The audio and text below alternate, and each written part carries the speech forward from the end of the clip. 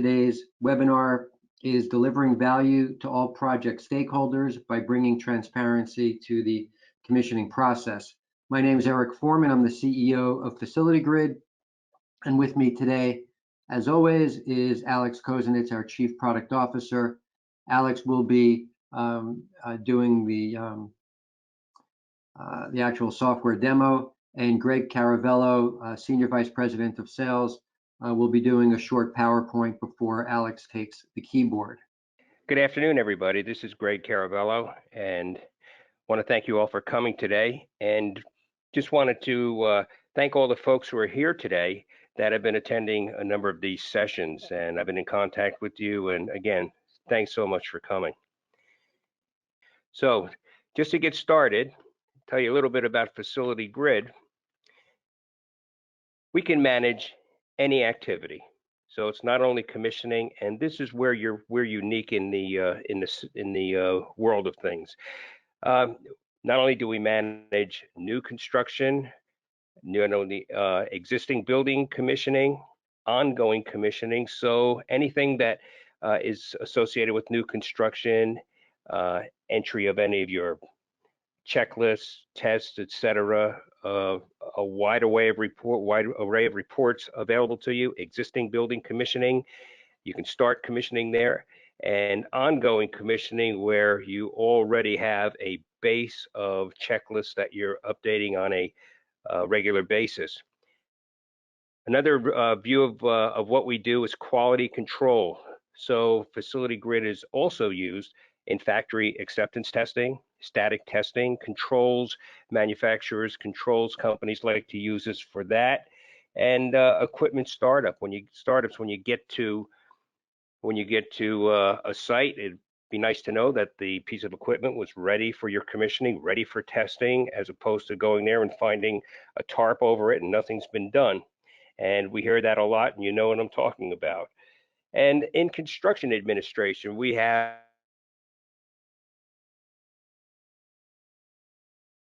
so you can see we have a wide range of usage for Facility Grid, and that's where we're unique. And that just makes us more easy to be configurable for your workflow. Here's a number of the companies that work with us. Large companies use us for pretty much everything that they're doing. And then we also have more regional and more local organizations that find the same usage of Facility Grid in their businesses. LaGuardia Gateway is there, and you can recognize some of the other large names too.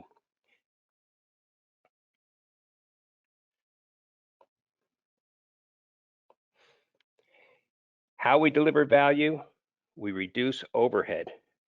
Reduce overhead in time saved, reduce overhead in having to put reports together manually. We improve your workflow productivity by making sure that tests, checklists, and everything is available to whatever trade or person, subcontractor is ready to go through your checklist that you've forwarded out to them. We fixed data aggregation and integrity issues because everything is only entered once. And we proactively manage projects and the pipeline. So you'll always be able to see how far a checklist has gone, how far a test has gone, and if things are completed. You could track that on the issues log to see when things are completed so you can get out to the site and finish doing your work on the checklist. The long-term benefits of commissioning. We do a terrific job at that because we collect everything and it's sitting in a knowledge base ready for you to access at any time. Let's say you're going to do some recommissioning, or if you're going to do any monitor-based commissioning, the information is always there. And also our standardized processes, reports, and deliverables, there is a number of standard reports, such as a final report, systems manual, but then there's also the ability to make a lot of custom reports. And you'll see, if you follow up, give me a call. We'll be happy to set up a demo for you to give you an idea of the wide array of reports that you can generate. training, support, technology, our training.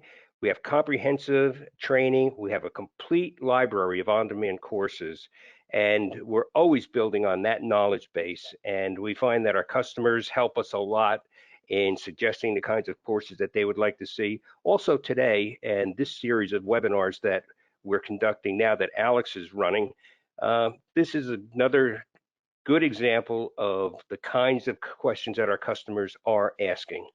We have a terrific customer onboarding process also. Support, online help, training available 24/7. Email support is staffed. And just shoot us an email. We'll get an answer to you pretty quick. Technology, of course, 100% web-based service available on any web-enabled device. Also, and that includes any of the phone technologies out there. Also, we have an offline version that you can download to a phone and be able to conduct business when there's no internet service available. Secure hosting, redundant hosting, and backup. We've got it all there. We want to make sure that you get an excellent service level. So we're always on the lookout to make sure that you're getting that kind of a service level from us. When you look at what we do, we follow the commissioning process from beginning to end. It's easy to import some of your spreadsheets, some of your tests, etc. Initiate and tracking the progress, which is the key to testing, the key to going through your checklist.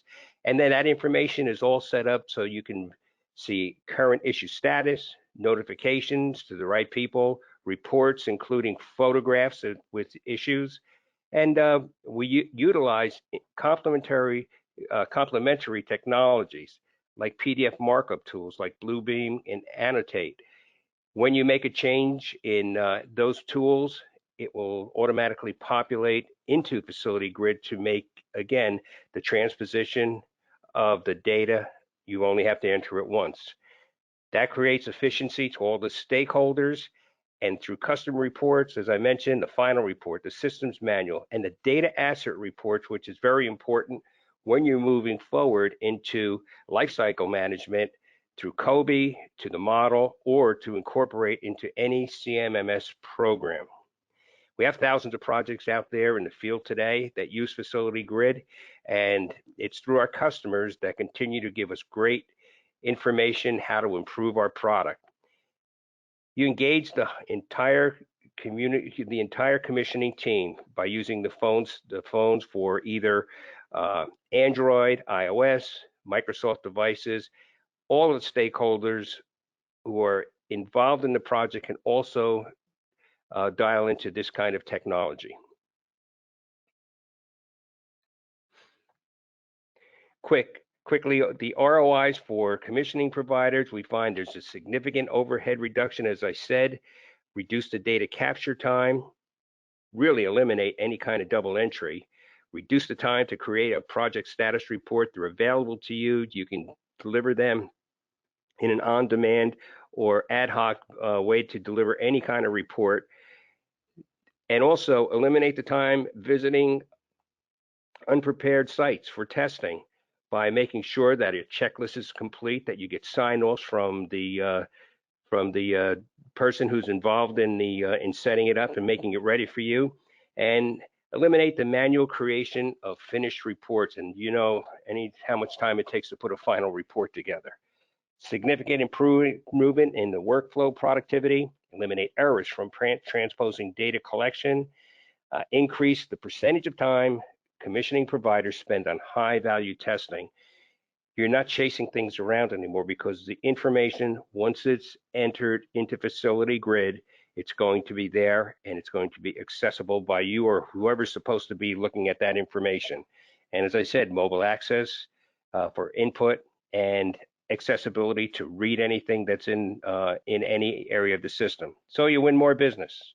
You reduce expenses to clients, greater margins for you because of the time that you're not spending doing double and triple work. Deliver a finished product with long-term value.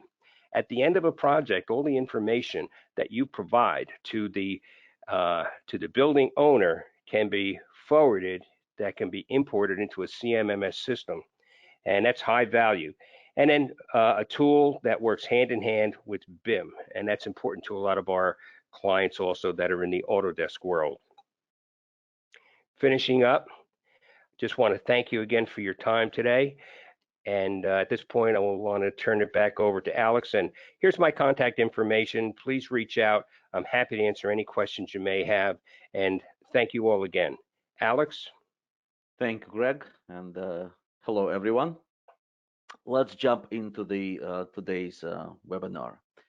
So what we're talking about today is delivering value to project stakeholders by bringing transparency to the commissioning process. For those of you who attended previous webinars, we talked about transparency. We talked about how transparency is important for pretty much every project participant, every commissioning project participant. And that is important because in order for you to you and as a commissioning provider, or you as a building owner, or you as a contractor, to stay engaged, you need to know exactly what's happening on the project.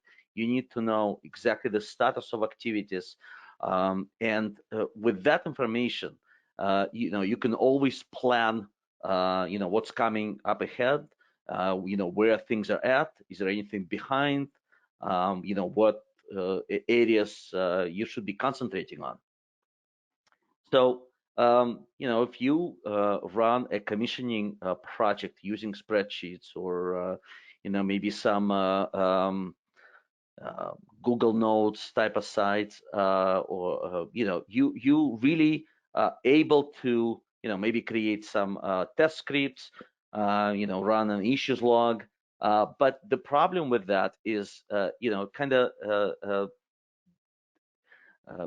does not have the level of transparency that you really can use in order to make decisions, and in order for you to know the up-to-date status of all the activities. And so one of the reasons to use a commissioning software is that leave it up to the software to actually provide that information, provide the transparency to every project participant. So as you perform your activities, and again, when I say yours, I mean whether you're a commissioning provider and you're creating tests, or documenting issues, whether you're commissioning project manager and you need to make some decision, maybe some financial decisions, so you need to know where things are at, whether you are a contractor or subcontractor, and you need to know how you're doing, you need to know how your subs are doing, whether you're building owner and you obviously looking at the construction schedule, and you need to understand where you actually are as you're coming to that final completion date. So again, the purpose of using a software is for the software to provide you all that information, all that data related to transparency. Now let's switch now to the Facility Grid software. And as I start talking about the features that are available in Facility Grid that bring that transparency, I'd like to actually start by reading a question that was posed in preparation of this webinar. So one of our attendees asked the questions: are there different levels of transparency for different stakeholders? Owners versus controls contractor versus mechanical contractor. And we had several questions, obviously, in preparing for this, but I thought this particular question addresses today's webinar really well, because it is true, as I started saying, that the transparency is really needed, not just for a commissioning provider. It is actually needed for every project participant, regardless of what your role on the project is, regardless of what your scope is. There's always a level of transparency that should be available and benefits your particular responsibility on the project. So what Facility Grid has is it provides every single stakeholder with all levels of transparency, pretty much regardless of your role is, when you're looking at the software, you have access to all the information. And the beauty of this is that that information is up to date. Okay, regardless of when you're logging into the software, you'll see exactly what's happening at that particular time on your project. But because different participants may be interested in different information, okay, so we have different charts, different data, different reference points, different reporting functionalities to provide this various type of data to pretty much every role of the project. So what type of information may be needed on a project, right? So for example, commissioning provider, on a weekly basis is required to provide the update on the project status, right? You may have a, like I said, a building owner looking to, finding out, what's happening with the status of the project as it gets closer to the completion date. General contractor may be trying to assess how each sub is performing. Okay, all that information is available and can be accessed on the project and shared with the project team. So as you can see right now, you're looking at facility grid dashboard. The dashboard provides our users with all the information on the project level. Okay, so this is something that without even going into a particular project, you can look at all the projects that you're working on and give you and get a 30,000 level overview of what's happening on your projects. The dashboard can be configured specific to the project, either status or scope. So for example, when you're starting to work on a project, you may be interested in some metrics and some charts, and as you get more into construction phase or acceptance phase, you may be interested in seeing some other additional charts. And all of that can be configured. And basically, regardless of your role on the project, everybody gets access to this, to the dashboard. Now, as I go into the project, you'll see the overview page where all that information resides actually, right? So basically, to configure your dashboard, you select any chart from the overview page that you want to be displayed on the dashboard. Now, our overview section consists of 3 different distinct areas. Okay, the first area has to do with issues. So the issues is something that obviously is very important in terms of providing an exact information, exact type of information. So for example, when you're looking at this screen, right, without knowing anything about this project, okay, you can start gauging of what's happening on the project by just referring to colors, right? So the visualization that the charts provide,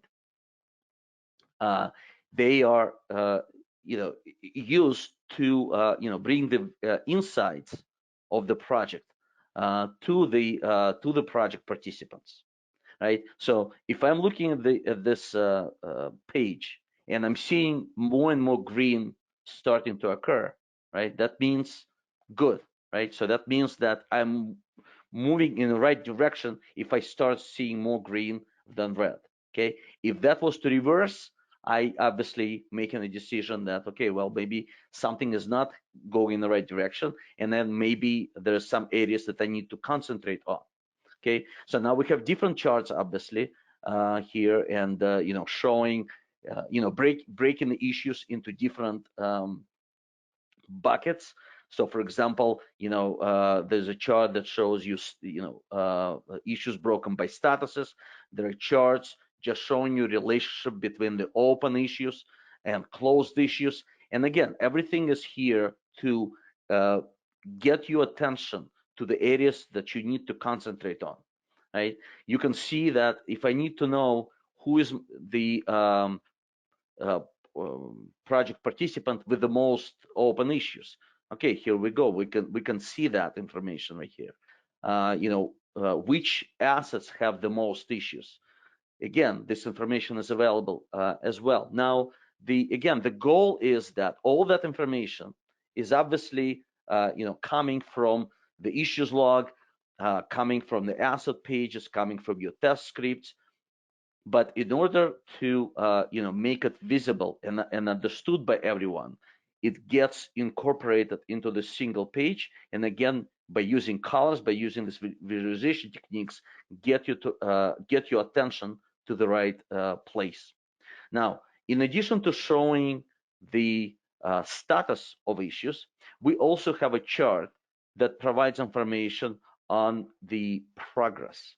So progress is very important as well, because not only that you want to know how many open issues or closed issues today, what you also want to know is how many issues have been opened since the last week or over the past month. Okay. You also want to know how many issues have been addressed over the past week or over the past month. So you can compare and you can understand, what's how the issues are progressing. Okay, again, this information is available and you can switch between the monthly view or weekly view, and Facility Grid will report on the changes that occur in the process of creating new issues or responding to them. Now, just FYI, all the charts that we provide you with are clickable, meaning that if you click on any area of the chart, you will be navigated to the issue log that will be filtered based on the information within the area that you click on in the chart. Also, you can zoom in into any chart and get a better better overview, better results when you trying to figure out, trying to go deeper into a particular metric. So, for example, if you want to figure out exactly what was happening at this particular time when the number in the closed issues jumped. Okay, so you can see when it was happening. Okay, so the second area of the overview page has to do with tasks. So in Facility Grid, we give you ability to track the status of any tasks. So these are typically your static tests like checklists and dynamic tests like functional tests or integrated system tests. And you can see here that we have these two areas for checklists and functional tests. And again, we're giving you the charts that show status of checklists and functional tests. So for example, we're just breaking for checklists, we're breaking into different statuses. We're also showing you the total, the representation of the total checklists broken by statuses. Same thing we're doing for the FPTs. But also what's important, we're showing you the progress as well. Now, as I explained with the issues, progress of checklists and functional tests sometimes be even more important than for the issues. So the reason is because reporting status is obviously very important, but sometimes it does not provide you with a full picture. Okay, what happens sometimes is you may have a team working on completing checklists, and maybe they spend the entire week working on the checklist and providing responses, but maybe because they weren't able to complete 100% any of the checklists, maybe because some labels were missing, or maybe testing balancing has not been completed. So they may have completed 99% of each checklist, but they weren't able to bring it to 100%. So the problem then becomes is that if you were to report on this data just based on the status, you would be reporting that over the past week, there is no change in status because not a single checklist became complete. They're all still incomplete, even though they're 99% there. And that is not the right information to provide. This would not be sending the right message to the project team. And it could actually become discouraging to your project team because you're always reporting that there's no change, even though there is. So therefore, we are providing this information on the status, on progress of the checklist and functional test. So you can see right here that maybe over the past month or over the past week, there was no change in the status of the tests, but there was an increase of 5% of the checklist questions that have been answered. Okay, again, so you holding your meeting with the project team and you are reporting on what has been done. This is obviously a progress, and if the progress exists, why not show it? And again, doing this will bring provide a positive message to the entire project team. And the same thinking goes behind the progress of functional tests. Again, you may be conducting functional tests, and a lot of times you're not able to bring 100% to finish the test 100% in one time. There's a lot of times things don't go as planned and whatever. Again, you may be missing or haven't finished testing or haven't been able to 100% verify everything. Maybe you need to come back to a few tests. Again, if you are not reporting on the progress and you're reporting on the status only, you may be reporting week after week that the status of your functional testing activities hasn't changed, right? But again, this would not be sending the right message. It's not the accurate message. The accurate message would be that, okay, the status hasn't changed, but for example, in this case, over the past month or over the past week, the team was very productive, right? There was an increase of 39% in the answered questions comparing to the week before. Okay, so clearly you could see that there is an uptick in responded questions of the within the FPTs. Now, in addition to these types of charts, we also have information here that points to the functional tests with most open issues. And again, this is such that your attention gets to the most troubled areas. Obviously, you can go to the issues log, you can sort everything by assets, you can see it there. But on this page, all the information you need to know that relates to functional tests and checklists all in one location. And in addition to that, we're also showing the functional tests that have been pre-tested. So as you know, Facility Grid has a functionality to allow pre-testing. We have pre-verification testing functionality that allows pre-testing of equipment by the installing contractors, by controls contractors, and have that information be incorporated into the associated functional tests. And so when that happens, obviously it provides a benefit of pre-testing, verifying that the test scripts that have been provided by the commissioning team are actually accurate, and the programming of the control sequence operations matches the functional tests. So, and again, this information is available as part of this data. Now, the reason we have these screens, independent screens, is to allow you to report on that information as well. Obviously, every project participant can come to this section of your project and can see these informations for themselves. But if you want to provide a report to your project team with this information from any page, you can click on this PDF button and develop a printout or a PDF of this information, right? And provide it to your team. Again, if you want to be sending this out on a weekly basis, you can do that as well. Now, in addition to this type of reporting, as you know, within Facility Grid, there is functionality to generate custom reports like weekly reports, final commissioning report, and if you wanted to, you can also incorporate charts, all these charts, into those types of reports as well.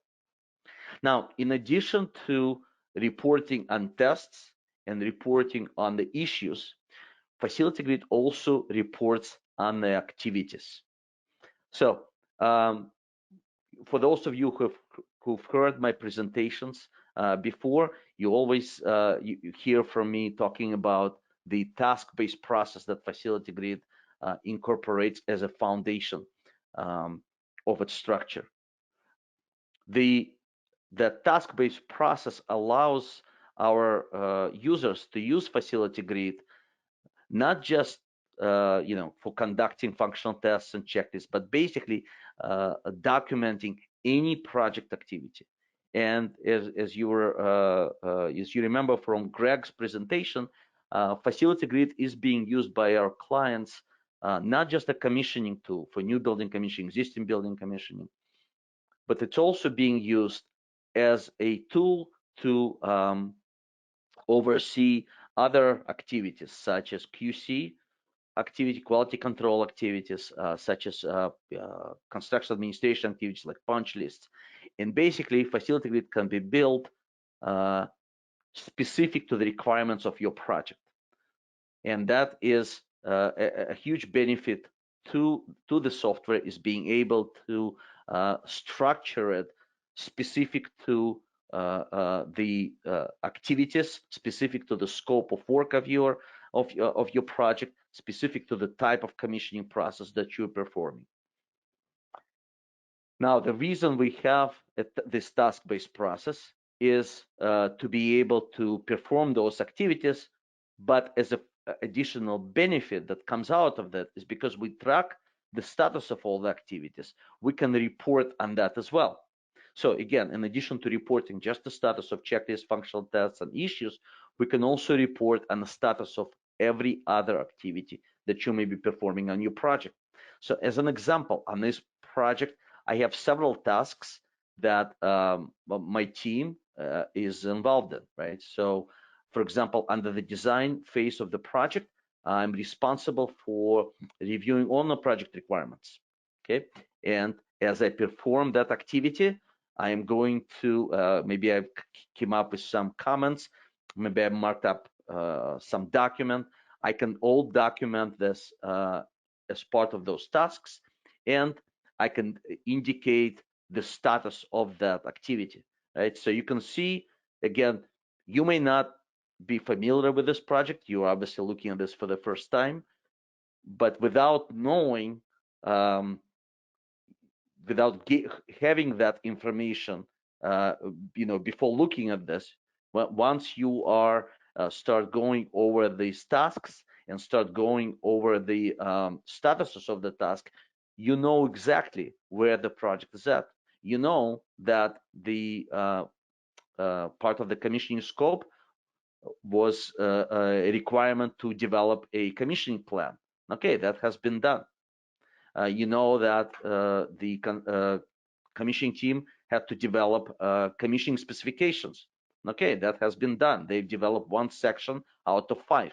That means they still owe the project 4 sections. So that's probably where they've developed a general section, and they still owe the individual spec sections to be done for each discipline, and so on and so forth, right? So you can see how this information benefits not just by giving you the information only on the issues and the checklists and functional tests, but on any other activity. For example, meetings, right? So you can just follow this information and say, okay, so on this particular project, the commissioning team owes the project 26 meetings. This is what the scope of work is. And so far, they've just conducted one. Okay. Again, that information is really valuable for everyone. So the commissioning team knows how many meetings they still supposed to hold. The commissioning manager, who is maybe dealing with invoicing and so on and so forth, needs to know the financial part of the project so they can get that information. The building owner knows exactly how many meetings the commissioning team still owes them. The construction team knows how many meetings they need to be planning for. So again, all this information is transparent and is available to every project participant. Now, in addition to the overview section of Facility Grid, where again, you can get any type of information on the progress, we also, for every page, asset pages and test pages, we also provide you information on the status of all activities. So let's start by looking at assets. So if we go to the equipment page, and you're probably familiar with the fact that Facility Grid is based on equipment. So regardless of what type of project you're performing, you can document all the equipment information. There are different ways to get equipment information into Facility Grid, but basically, you're looking at this screen. You're seeing a bunch of different VEV boxes. So not only that we provide the information on that equipment, we also provide you the status. So if you need to know the status of the checklist associated with every piece of equipment, status of any tests associated with that equipment, everything is available. So we give you the overall status, in terms of completed questions for each checklist or each functional test. Also, there is additional level available within the sign-off process. And if you choose to use it on your project, we show you the status of the sign-offs. Okay. Now, for every test, whether it's a functional test or checklist, there's also additional information that is available. So that information includes the status of all the individual questions. So if we're looking at this checklist now, and you can see where, by looking at each line, you can gauge exactly what's happening with each individual checklist. Okay, so if I am a commissioning provider and I need to know, and I've been just told that this particular functional test or this particular equipment is ready for functional testing, I can navigate to this page and see that, okay, so it's actually, the checklist is only at 49% complete. Okay, so while I know that this checklist is probably not ready for that functional testing yet. If I'm a general contractor, right, and I'm now being told by the commissioning provider that no, this equipment is not ready for functional testing because the checklist has not been completed yet. So I can see, I can now need to know. Well, I need to know. Okay, well, out of those unanswered and incomplete 57 questions, who hasn't completed them? Okay, how do I get to that information? You go into the detailed section of the checklist. Okay, and within the detailed section of the checklist, we'll now drill even further to provide you with data, individual data, right? So you can see that now for those checklists, for every checklist, the information is now broken by individual sub. Okay, so you can see that mechanic contractor, for example, for this particular VEV box, completed all of the answers. Okay, so you can see that controls contractor completed all of the answers. Okay, so if you want to know who hasn't completed, let's see if electrical contractor completed all their responses. Okay, so you simply unclick controls contractor box, select electrical contractor, because you can only have up to 2 contractors because of the screen resolution, and you can say, okay, so electrical contractor has 4 questions that they haven't completed yet. Again, this is a very valuable information, because if you're a general contractor, right, and if you're trying to find out who you need to be pushing in order for this checklist to be done, in order for the commissioning team to show up to do functional testing, here you go. All the information is right in front of you. Now, not only that, you can see it on your screen. If you want to get even more creative, and if you want to build some of your own reporting charts or tools or whatever, you can actually export all this information into an Excel file. Okay, and that would be all the data would be part of that export. Now, in addition to the this data for the checklist, you can also get to all the statuses of the functional tests as well. So functional tests actually have some additional features, not just the status, but also reporting on what's in scope.